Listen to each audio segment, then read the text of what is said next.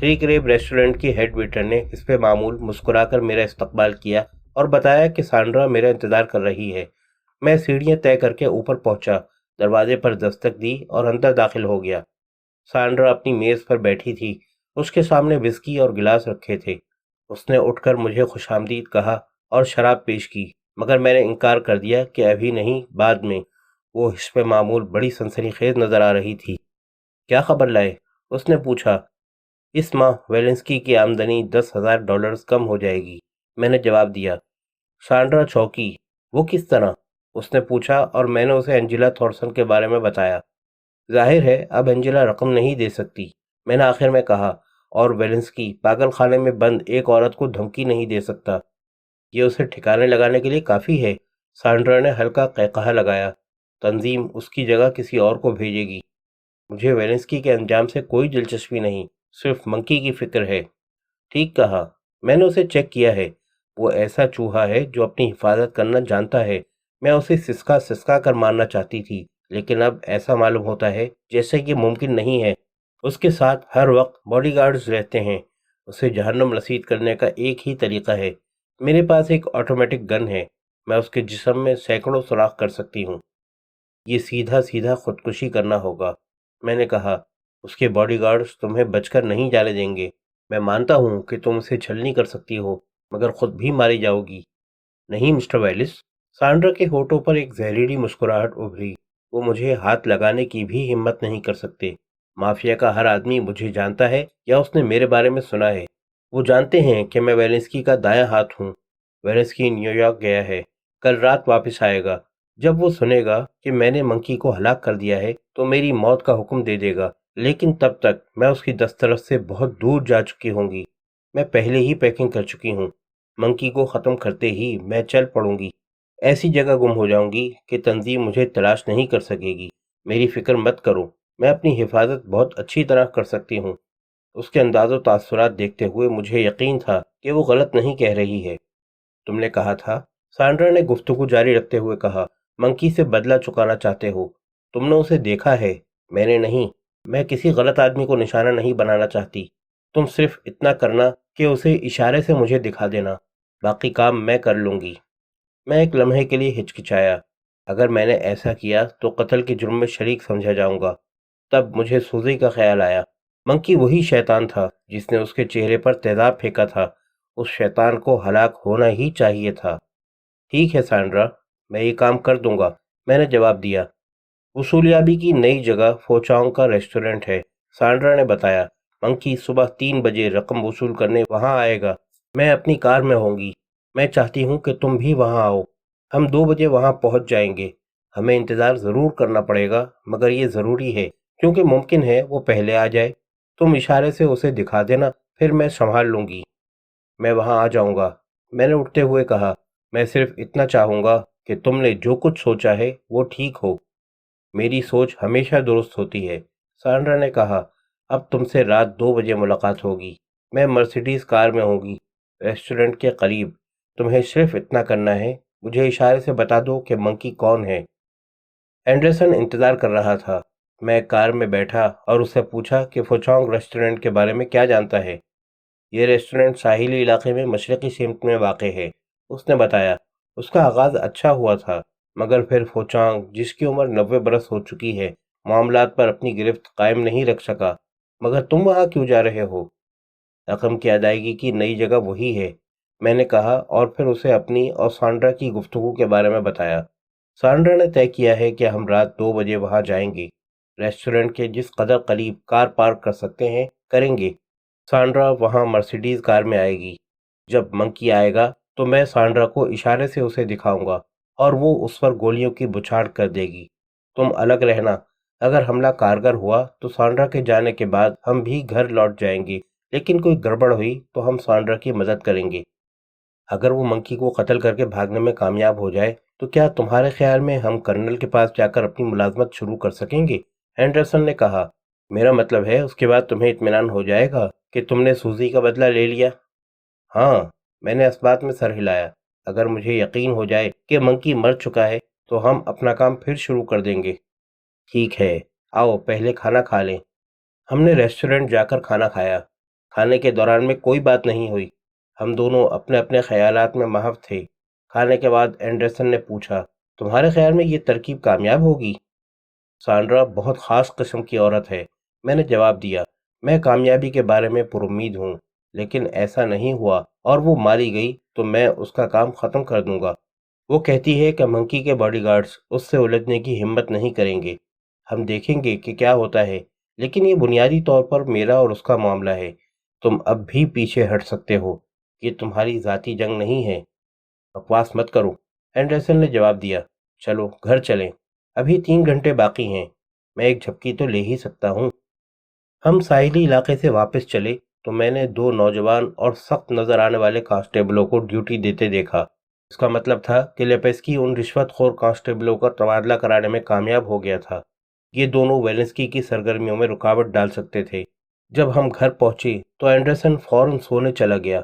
میں نے 1 گھنٹہ اپنے اور اینڈرسن کے ریوالوروں کو صاف کرنے اور تیل دینے میں صرف کیا، پھر کرسی پر بیٹھ کر اونگنے لگا۔ 1:45 اینڈرسن کو اٹھایا، اس کا ریوالور اس کے حوالے کیا اور ہم ساحلی علاقے کی طرف چل دیے۔ اینڈرسن مجھے راستہ بتاتا رہا۔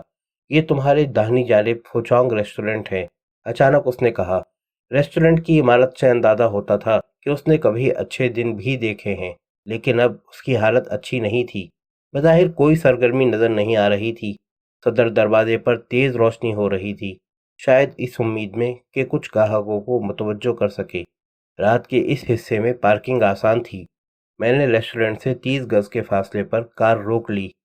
ممکن ہے ہمیں زیادہ انتظار کرنا پڑے، میں نے انجن بند کرتے ہوئے کہا، اور ہم اس کام میں بہت ماہر ہیں، اینڈرسن نے جواب دیا۔ ہمارے دیکھتے ہی دیکھتے تاریکی سے کچھ سائے میں لپٹے افراد نمودار ہوئے اور دروازے سے اندر جانے لگے۔ ہر قسم کے افراد، مگر زیادہ تر کیوبا کے رہنے والے، کچھ چینی اور چند سفید فام۔ وہ اندر جاتے اور منٹوں میں باہر آ جاتے اور پھر تاریکی میں گم ہو جاتے۔ یہ سب بلیک میلنگ کے شکار تھے اور وہ مسلسل آ رہے تھے۔ 2:02 پر ایک چھوٹی مرسیڈیز کار آئی۔ لو، سانڈرا آ گئی، میں نے کہا۔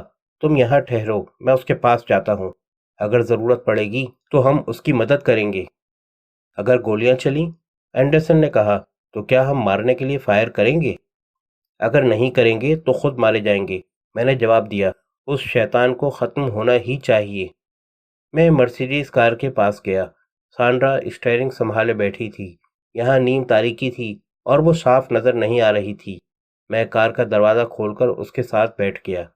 ہیلو ویلس، اس نے کہا، میں دیکھ رہی ہوں کہ لوگ رقم ادا کرنے کے لیے آ رہے ہیں۔ کیا تمہاری ترکیب کامیاب ہوگی؟ میں نے پوچھا۔ ضرور ہوگی۔ سانڈرا کے لہجے سے ارادے کی مضبوطی نمایاں تھی۔ آرام سے بیٹھو، ہمیں انتظار کرنا ہے۔ ہم آدھے گھنٹے تک خاموش بیٹھے رہے۔ لوگ آتے رہے، جاتے رہے۔ سانڈرا جیسے پتھر کی بنی ساکت بیٹھی تھی۔ میں محسوس کر رہا تھا کہ وہ بات کرنا نہیں چاہتی۔ میں گاہے گاہے اپنے ریوالور کو چھو رہا تھا۔ میں نے اب تک کسی کو جان سے نہیں مارا تھا، لیکن آج مرنے مارنے پر تیار تھا۔ میں نے طے کر لیا تھا کہ سانڈرا ناکام رہی تو میں منکی کو ختم کر دوں گا۔ وہ آ رہے ہیں، اچانک سانڈرا سرگوشی میں بولی۔ ایک بڑی کیڈیلاک کار ریسٹورنٹ کے سامنے آ کر رکی۔ 4 آدمی باہر نکلے، ہر ایک کے ہاتھ میں ریوالور تھا۔ ان کے بعد منکی کار سے اترا۔ باڈی گارڈز لمبے تڑنگے آدمی تھے۔ منکی ان کے سامنے بونا لگ رہا تھا۔ یہ منکی ہے، میں نے سانڈرا سے کہا، وہ پستہ قد آدمی۔ شکریہ ویلس۔ سانڈرا کار سے اتری اور زوردار آواز کے ساتھ دروازہ بند کیا۔ آواز سن کر منکی کے گارڈز اس کی طرف دیکھنے لگے۔ بغیر کسی ہچکچاہٹ کے سانڈرا ان کی طرف بڑھتی گئی اور قریب پہنچ کر بولی، منکی۔ اس کی آواز بلند اور صاف تھی۔ میں سانڈرا ہوں اور تمہارے لیے ویلنسکی کا ایک خاص پیغام لائی ہوں۔ کیا مظاہرہ تھا! کوئی ہچکچاہٹ نہیں، اور ظاہری کیفیت! میں نے کسی عورت کو اتنا دل فریب نہیں دیکھا تھا جیسی اس وقت وہ نظر آ رہی تھی۔ چاروں گارڈز نے اپنے ریوالور نیچے کر لیے اور حیرت سے اسے گھورنے لگے۔ میں بھی کار سے باہر آ گیا۔ اینڈرسن بھی اتر آیا تھا۔ گارڈز کچھ پیچھے ہٹ گئے اور صدر دروازے کی تیز روشنی میں منکی اکیلا کھڑا رہ گیا۔ تو تم سانڈرا ہو؟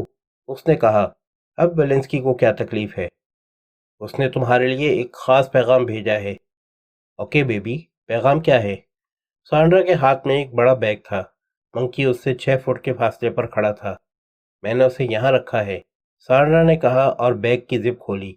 उसकी हरकत इतनी पुरएतमाद और फुर्तीली थी कि मंकी कुछ नहीं कर सकता था।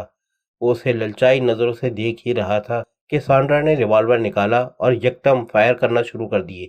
4 गोलियों ने मंकी का पेट फाड़ कर रख दिया। चारों गार्ड्स बस बेहिस्सो हरकत खड़े रह गए। मेरा रिवॉल्वर भी तैयार था कि ज़रूरत पड़े तो शूटिंग शुरू कर दे, मगर सूरत हाल सांड्रा के कंट्रोल में थी। ओके साथियों, सांड्रा गार्ड से मुखातिब हुई। वेलेंस्की इसे मंजर से हटाना चाहता था। इससे पहले कि पुलिस आए, लाश को ठिकाने लगा दो। जो हुक्म मिस सांड्रा, एक गार्ड ने जवाब दिया। सांड्रा ने खून में डूबी मंकी की लाश पर एक नज़र डाली और फिर इत्मीनान से अपनी कार की तरफ चल दी। मैंने मर्सिडीज कार का दरवाज़ा खोला। वो ड्राइविंग सीट पर बैठ गई। तुमने देखा, मेरी सोच हमेशा दुरुस्त साबित होती है, उसने मुझसे कहा। अब तुम जितनी जल्दी हो सके यहाँ से निकल जाओ। अब हमारा हिसाब बराबर हो गया। हो गया ना? हाँ, मैंने कहा। उसने कार स्टार्ट की। ये मेरी तुमसे आखिरी मुलाकात है, वो बोली। मोहतात रहना सांड्रा, माफिया के हाथ बड़े लंबे हैं और मेरी टांगें बहुत लंबी हैं। अच्छा, खुदा हाफिज। कार तेजी से आगे बढ़ी। काफी फासले से पुलिस सायरन की आवाजें आ रही थी। चारों गार्ड्स ने मंकी की लाश उठाई और कैडिलॉक की डिग्गी में डाल दी। मैं अपनी कार की तरफ लपका। एंडरसन ड्राइविंग सीट संभाले बैठा था। जैसे ही मैं अंदर बैठा, उसने कार आगे बढ़ा दी। एक तारीख स्ट्रीट से गुजरकर हम जल्द ही हाईवे पर आ गए। एंडरसन ने रफ्तार कुछ कम की और घर की तरफ चल दिया। हम दोनों खामोश थे। एंजेला, हैंग और अब मंकी, सबको ठिकाने लगा दिया गया था। हिसाब बराबर करने के लिए अब कुछ और नहीं किया जा सकता था, लेकिन मैं जानता था कि सूजी की याद बरसों तक मेरा पीछा नहीं छोड़ेगी। वो जो कभी जिंदगी से भरपूर थी, मर चुकी थी। मैं कुछ भी करूं, उसे वापस नहीं ला सकता था और न कोई दूसरी औरत उसकी जगह ले सकती थी। जब हम घर पहुंच गए तो एंडरसन ने दरवाज़ा बंद करते हुए कहा, क्या औरत है, उसने बड़े माहिराना अंदाज में काम किया। आओ अब आराम करें। हाँ, काम खत्म हो चुका है। शुक्रिया एंडरसन। इस वक्त 5 बजे हैं। एंडरसन ने अपनी रिस्ट वॉच देखी। सुबह उठकर अच्छा सा नाश्ता करके कर्नल से मिलने जाएंगे और अपनी जगह काम करने लगेंगे। ठीक है, मैंने कहा। उसने कुछ देर मेरी तरफ देखा, फिर कहा, तुम्हें सब कुछ फरामोश करना होगा।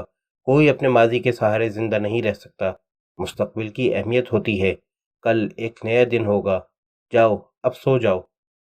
अपने कमरे के डबल बेड पर लेटे हुए मैंने गुजरे दिनों पर निगाह डाली। हैंक मर चुका था। एंजेला पागल खाने में बंद कर दी गई थी। मंकी भी हलाक कर दिया गया था। मैंने करीबी तकिए पर हाथ फेरा जहां कभी सूजी का खूबसूरत सर रखा होता था। मैं सो नहीं सका। पर्दों के पीछे उभरने वाले सूरज को देखता रहा। चमकीली धूप रफ्ता रफ्ता कमरे में उजाला करती जा रही थी।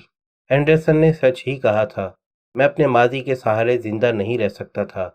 उसने ये भी कहा था कि कल एक नया दिन होगा। जहन में उस ख्याल के साथ अपना हाथ बराबर के खाली तकिए पर रखे हुए मालूम नहीं कब आखिरकार मुझे नींद आ गई।